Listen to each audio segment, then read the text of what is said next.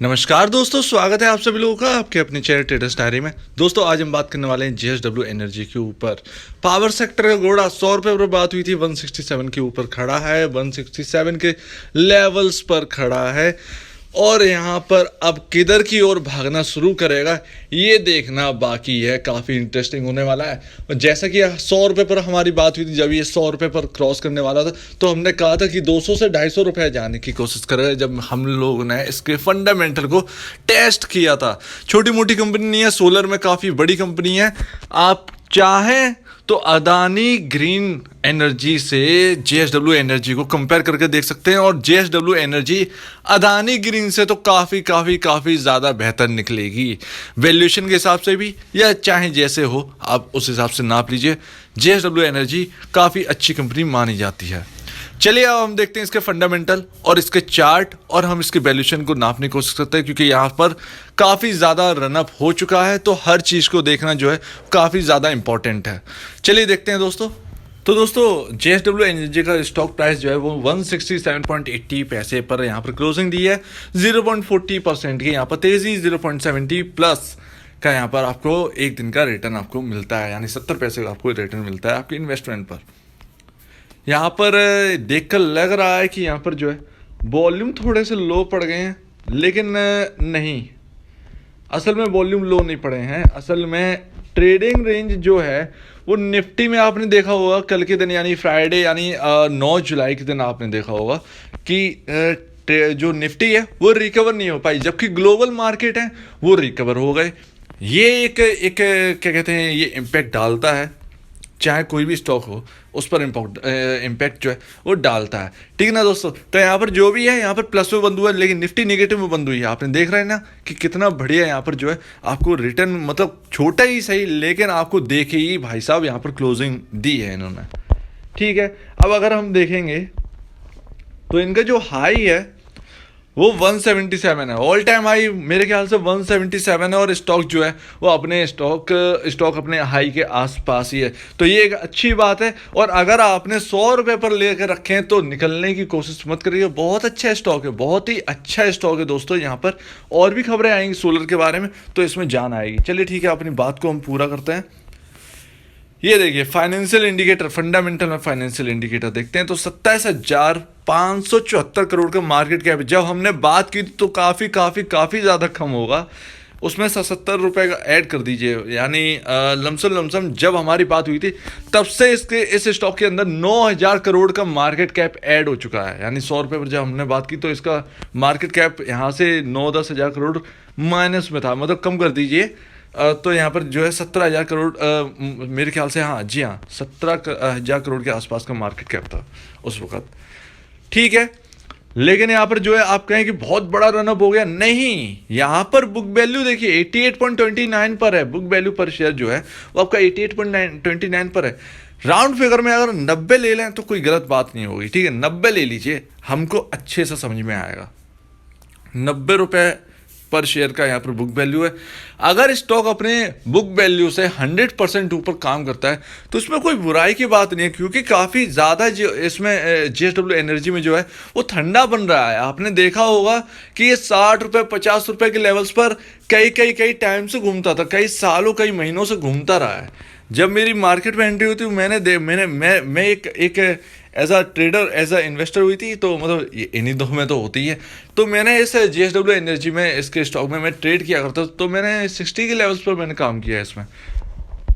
अब यहाँ पर जो है यहाँ पर स्प्लिट होने की चांस है, फेस वैल्यू 10 है, लेकिन यहाँ पर स्प्लिट ना ही हो तो ज़्यादा बेहतर है, क्योंकि यहाँ पर इक्विटीज़ जो है वो 164 करोड़ है। यहाँ पर अगर स्प्लिट होगा, एक शेयर का 10 शेयर हो गया तो 1600 करोड़ की इक्विटी हो जाएगी, जो कि कंपनी भी नहीं चाहिए। तो यहाँ पर स्प्लिट होने का जो चांस है वो ख़त्म हो जाता है। ठीक है ना, ध्यान रखिएगा। अब देखिए कितना महंगा है ये स्टॉक, इसकी हम बात करते हैं। अरे यहाँ पर जो है इंडस्ट्री पी 16.93 है, और अगर हम बात करें स्टॉक के पी रेशियो को तो 34.66 है। अर्निंग पर शेयर जो है वो 4.84 है। तो यहाँ पर जो पी रेशियो है इसका 34.66 है, लेकिन इंडस्ट्री पी पता नहीं 16.93 है या नहीं है। एक सेकंड हम चेक करते हैं, हम डाटा पावर से हम देखते हैं क्या इसका जो है यहाँ पर इनका भी पी रेशियो अगर इतना ही होगा, हाँ जी हाँ सेम है, 16.93 है पी रेशियो जो है वो 16.93 है। अगर हम इससे कंपेयर करें, एक second just wait a second, आपको मैं एक और चीज़ दिखाता हूँ। तो ये भी जो है पी पी रेशियो इनका अभी टाटा पावर की अगर हम बात करें तो 35.29 के आसपास ही है। ध्यान रखिएगा 35.29 के आसपास टाटा पावर का पी रेशियो है, जबकि जेएसडब्ल्यू एनर्जी जो है उन्हीं उन्हीं 34.66 पे, तो बराबर है।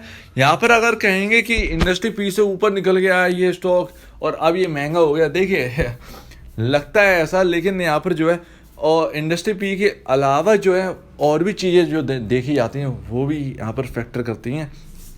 यहाँ पर जो है आप अगर देखें बुक वैल्यू पर शेयर तो दुगने पर काम कर रहा है। देखिए पावर सेक्टर आप जानते हैं कितना ज़्यादा ठंडा पड़ा था कई सालों से, इसमें कोई जान तो थी नहीं, पता नहीं कैसे लॉसेस होते हैं, जबकि हमसे पैसा जो है वो कई कई ज़्यादा वसूल किया जाता है। तो यहाँ पर पता नहीं कैसे लॉसेस हो जाते हैं, लेकिन लॉस दिखाते हैं। अदानी पावर देखिए अभी तक लॉसेस में है। टाटा पावर तो चलिए ठीक है दिखा रही है प्रॉफिट, यहाँ पर शायद मेरे ख्याल से दिखा रही है। ये भाई साहब भी शायद प्रॉफिट में ही है, तो इनका अर्निंग पर शेयर जी हाँ प्रॉफिट में 4.84 है। इनका अर्निंग पर शेयर जो है वो 4.84 है, तो यहाँ पर ये पॉजिटिव में है, ये आपको कमा के दे रहे हैं पर शेयर। चलिए ठीक है, लेकिन स्टॉक को जो है वो थोड़ा सा महंगा तो रखेंगे, ठीक है, अपना फेवरेट है, इसका मतलब ये नहीं कि अच्छी इच्छा बोलेंगे। तो यहाँ पर जो है पी रेशियो जो है इंडस्ट्री पी से ज़्यादा है, थोड़ा सा महंगा है ये स्टॉक। नेट सेल की अगर हम बात करेंगे तो ये देखिए 6,922 करोड़, जो कि रिजल्ट इस बार शायद मेरे ख्याल से ठीक नहीं आए हैं इसके। 2021 मार्च की अगर हम बात करें तो 6,922 करोड़ के यहाँ पर नेट सेल है टोटल। 2020 मार्च की अगर हम बात करें तो 8,272 करोड़ की नेट सेल है। लेकिन अगर 2019 की बात करें तो सबसे कमाल की नेट सेल तो उस वक्त है 9,137 करोड़ रुपए। तो यहाँ पर जो है कंपैरिजन पे जो है 2021 मार्च में जो है फीका फन है थोड़ा, मेरे ख्याल से यहाँ पर कुछ हुआ है जिसकी वजह से, क्योंकि बिजली किसी ने लेना तो बंद की नहीं है यार। ठीक है यहाँ पर जो भी है हुआ होगा, लेकिन हम प्रॉफिट देखेंगे। कर्ज जो है वो लगातार हर साल यहाँ पर दबता जा रहा है, यानी कम होता जा रहा है। तो ध्यान रखिए कर्ज की स्थिति जो है वो ठीक हो रही है।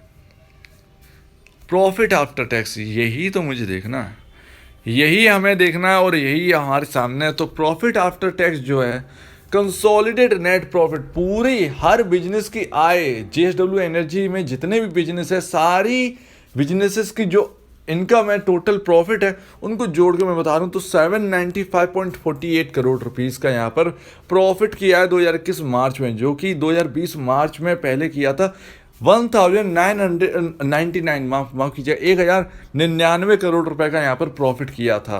तो 2020 से अगर कंपेयर करेंगे तो ठंडा है इस बार प्रदर्शन जो है वो यहाँ पर ठंडा है। लेकिन यहाँ पर जो है कुछ हुआ होगा जिसकी वजह से टैरिफ वैरिफ ऊपर नीचे होते रहते हैं भाई, ठीक है ना। तो 1,099 यहाँ पर 1,100 करोड़ क्यों नहीं लेते, 1,100 करोड़ का यहाँ पर 2020 मार्च में यहाँ पर प्रॉफिट किया था, जो कि घटकर 2021 मार्च में 795 करोड़ रुपए रह गया है। अर्निंग पर शेयर भी घटा है, 6.70 का ईपीएस था 2020 मार्च के हिसाब से, एनुअल रिपोर्ट के हिसाब से, जो कि घटकर 4.84 रह गया है 2021 मार्च में। लेकिन अगर हम 2019 से कंपेयर करेंगे तो यहाँ पर जो है यहाँ पर अच्छा खासा रनअप यहाँ पर दिया है प्रॉफिट ने, बता रहा हूँ।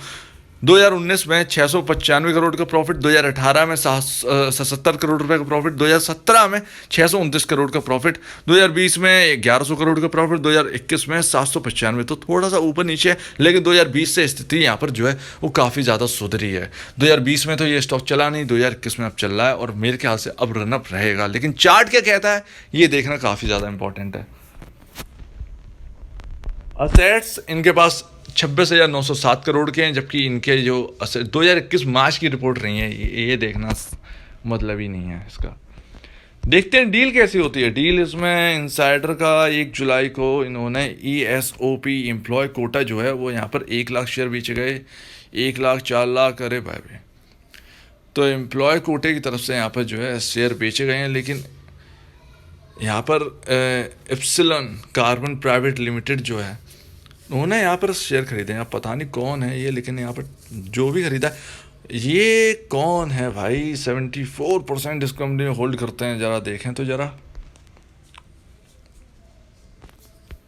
ये भाई साहब कौन है, ये भाई साहब ये भाई साहब तो कहीं दिख नहीं रहे। जस्ट वेट अ सेकेंड दोस्तों, ये क्या मैंने गलत देख लिया शायद, माफ़ कीजिएगा, वो शायद गलती थी शायद। चलिए ठीक है, एप्सिलॉन कार्बन प्राइवेट लिमिटेड ने यहाँ पर शेयर खरीदे हैं, कुछ 1,20,000 के यहाँ पर शेयर खरीदे गए हैं।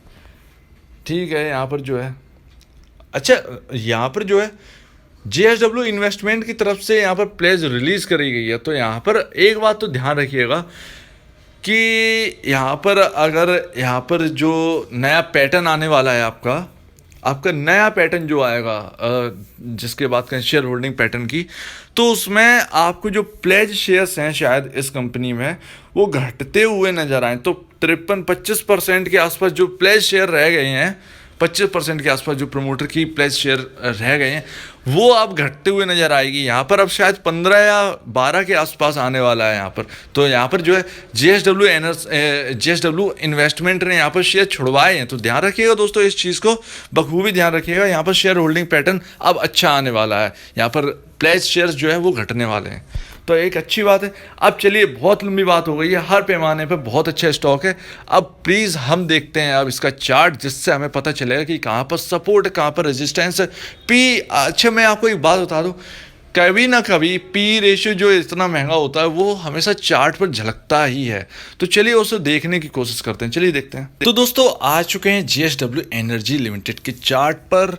माफ़ कीजिएगा, ये 5 मिनट का चार्ट है, लेकिन क्लोजिंग जो दी है इसने थोड़ी सी, यहाँ पर जो MACD का जो सिग्नल है वो कह रहा है कि यहाँ पर हल्का सा बाइंग जो है, बाइंग सिग्नल हल्का सा कमज़ोर हुआ है, लेकिन बाइंग सिग्नल जनरेटेड है।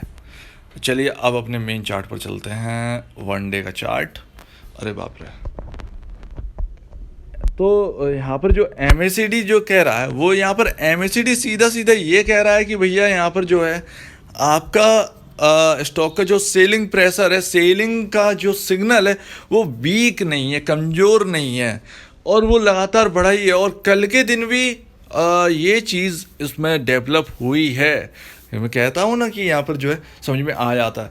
तो यहाँ पर स्टॉक का जो सेलिंग प्रेशर वो कम नहीं है। पहली बात तो सेलिंग सिग्नल कम नहीं है बिल्कुल भी।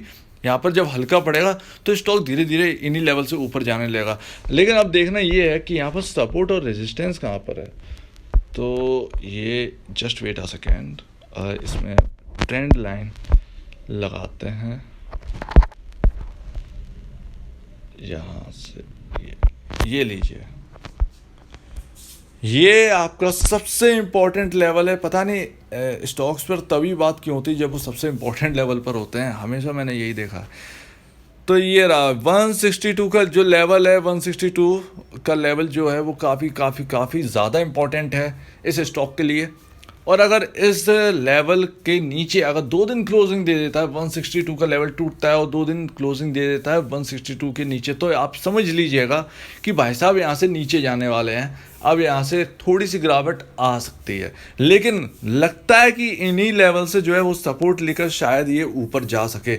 अगर जाता है तो विन विन सिचुएशन होगी, ठीक है ना, कोई गिरावट हमको देखनी नहीं पड़ेगी, ये अच्छी बात है। लेकिन अगर ऊपर में हमको क्रॉस करना है तो कौन सा लेवल क्रॉस करना है, तो भैया ये देखना पड़ेगा 176.85 177 का लेवल जो है वो यहाँ पर क्रॉस करना पड़ेगा।